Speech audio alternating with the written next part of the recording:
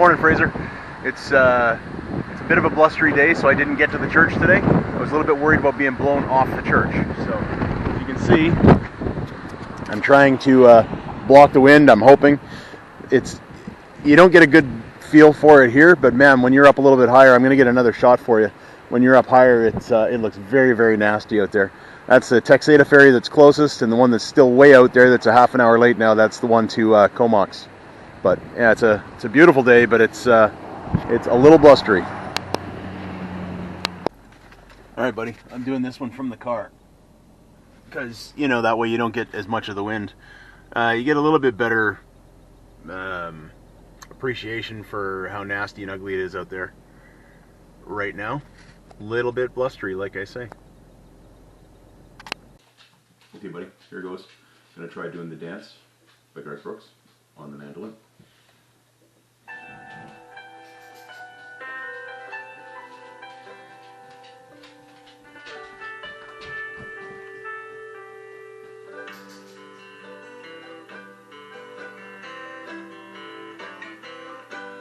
Looking back on the memory of the dance we shared beneath the stars above. For a moment, all the world was right. How could I have known that you'd ever say goodbye?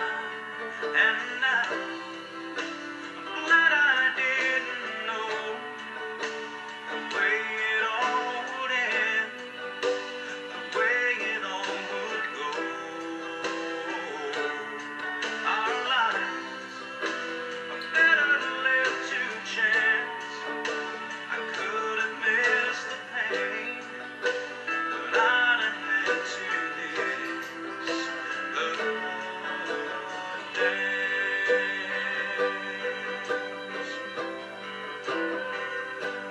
Holding you, I held everything for a moment. Wasn't I the king? But if I'd only known how the king would fall, who's to say? I might have changed it all, and now I'm glad I didn't know the way it all would end, the way it all would go. Our lives are better left to chance. I could have missed the pain, but I'd have had to miss the day. Yes, my life is better left to chance. I could have missed the pain, but I'd have had to miss the day.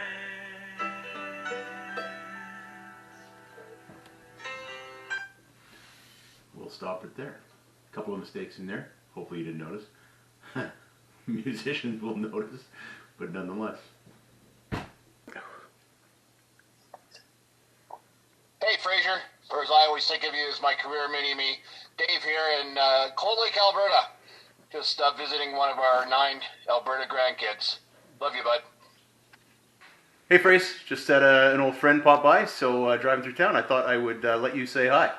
Hey Fraser, it's me. Unfortunately, I had to come over and say hi to this guy. Haven't seen him in a bit, but I don't know what to say besides he went out fishing and got skunked. This is normal demeanor, because I know I don't get skunked. Ouch. Ouch. Nice guy. Yeah, very nice guy. So, anyway, I just thought I'd let him say hi. I don't know why, now that he's insulting me, I'm not sure why I'm letting him say hi, but nonetheless. Just to let you know though, I'll show him how to fish when I take him out of my boat. Because, yeah, I haven't gone out on his boat yet, but he's come on our boat, but not fishing.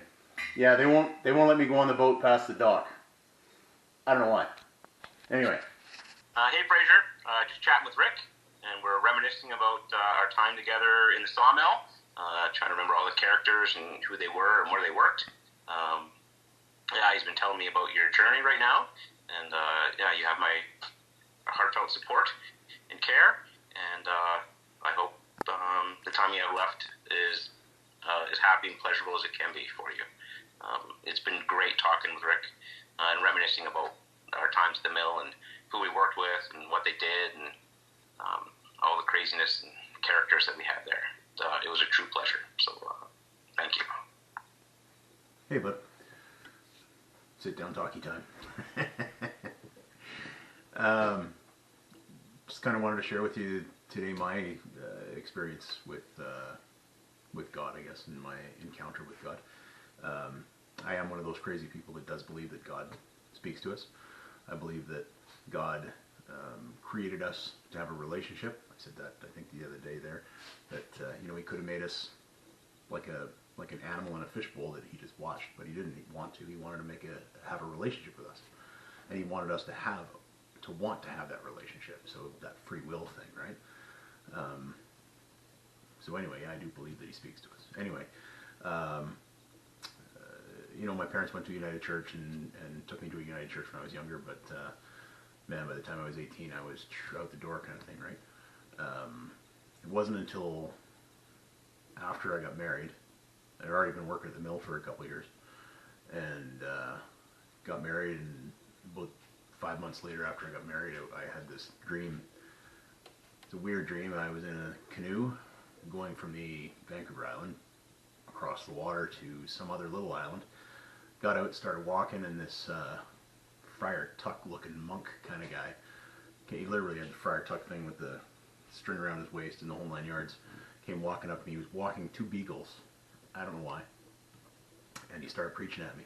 And I was like, back off, dude. I'm not really interested. And I heard a voice from behind me say, it's okay. He gets it. And I turned around and looked, and it was Jesus. And Jesus was telling the monk that it was okay, that, Rick's going to be okay. He gets it. And I fell down on my knees and wrapped my arms around and hugged him at his knees and cried. And I woke up, and it scared the daylights out of me. Didn't know what to make of it. So I started reading my Bible. And probably about 3 months, 2.5 to 3 months after that, I was on my way to work. I'd been reading pretty much every day, and was on my way to work, and I got just past Ivy Green there, just before Ladysmith, and very strongly I felt God say to me, okay, enough's enough. It's time to put up or shut up. Are you going to live for me or not? And so I made a choice at that point. Yes, I'm going to live for God, and I accepted Him. And that was the initial. I've had multiple different experiences where God has shown me things or spoken to me, and continued on. Went, going to church and all that sort of stuff, and got into my dream job, which I believe was, again, God, because, I wasn't always in the best of shape, as you probably saw once or twice, and wanted to get into the RCMP, again, my dream job, and applied. Shane Cobra, encouraged me in that. I thought I was way too old, and lo and behold, I passed the physical and passed the test and got in. Kept going to church even while I was out there. There was a church that would send a bus to a depot, and we'd go to church. A couple of us would go to church, not many, but a few. And it was good, and got to my first post, which was up in, Terrace, and still going to church, and then things started happening. You start seeing some of the stuff that's going on, and you get to see, you're dealing with what, 10%, not even 10%, probably 5% of the population 100% of the time. And yeah, it can be tough, and a couple things happen, and you get burned in church a couple times from whether somebody you pulled over or this, that, the other thing, whatever it happened to be, and you start to get a little jaded, and you start to keep everybody at arm's length, and then the more stuff you see, the worse it gets, death, depravity, whatever it happens to be, it just continues on. And it drove such a wedge that I didn't even realize into my relationship with God, that I didn't realize how much. And about, back in 2020, it started. I've had 5 major episodes of vertigo. And I know now that my psychologist says that, it's because everything that I saw, I was just pushing down and compressing and never dealing with. And the whole world spins. And they just increased in intensity and frequency, and the last one, I was watching a presentation. It was 2 o'clock in the afternoon, and I didn't realize that I had hatred and murder in my heart, but the hatred that I had for the bad guys in this presentation, all I wanted to do was kill them. And knowing that I couldn't, knowing that it wasn't right, but wanting to do this, and my mind just kind of snapped, and I went into a vertigo situation, and it just didn't stop. I had to get a buddy to drive me home from work. I made him drive me home, not to the hospital. Really smart, right? But nonetheless, I made him stop right out in front of the detachment because I couldn't go any further. I barely made it to the truck, and then I was just sick all over the front of the detachment and the truck. They had to get the truck detailed, but nonetheless. So I got home, I bounced off the walls getting into the bathroom. I managed to text Allie and say, hey, I'm not dead, I'm just passed out on the floor, because I knew I was going to have to. And sure enough, a few hours later, she comes home and wakes me up, and I managed to get onto the bed, crawling. Had to keep my eyes closed because I can't open my eyes. And I laid in the same spot for over 40 hours. Couldn't go to the bathroom. She'd have to bring a bucket for me to go to the bathroom in. And 2 days later, I was able to move to the other end of the bed. And I used a walker for about 3 days, and then I used a cane for close to a month after that, kind of thing. Couldn't drive, and still get these dizzies every day, still from the stress and all that sort of stuff, right? So in that, about 8 months ago, and the pastor said, look around. This is your community. This is your family. You got to trust these people and get to know them. And I was like, not a chance. Not a chance. I don't know anybody here. I don't trust anybody here. And I've been to this church for like 7 years. I don't trust anybody here. And this is in the middle of a sermon, so I'm having this argument with God. And I said, you know what, God? I don't even trust you. And it was at that point, it was like I got into this big argument with God, and it was like, okay. God said, now I can work with you, because now at least you're being honest with me. And at that point, he took me out of the church. He said, okay, I need you to, not that there was anything wrong with that church. The church was fine. The church was great. People were fine. But with all the baggage that I had there, God took me out, said, I want you to go to a different church. And at that point, it was weird. It was like he started working on my anxiety.